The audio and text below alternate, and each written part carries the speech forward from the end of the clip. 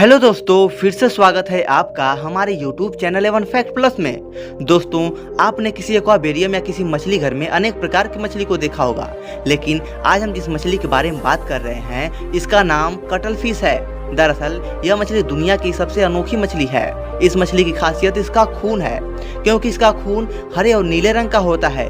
और तो और गहरे समुद्र में रहने वाली यह मछली अपने शरीर का रंग भी बदल सकती है, इसलिए इन मछलियों को देख पाना बहुत ही मुश्किल होता है। इस मछली के बारे में सबसे हैरानी की बात यह है कि इस मछली के पास 3 दिल होते हैं और जब भी इस मछली पर कोई हमला होता है तो यह गहरे रंग का धुआं छोड़ती है, जिससे कि उसका दुश्मन लगभग अंधा हो जाता है और वहां से वह भाग जाता है। और आपको बता दूं कि समुद्र के अंदर रहने वाली इस मछली का रीढ़ नहीं होता, लेकिन यह मछली बहुत ही बुद्धिमान और शातिर होती है।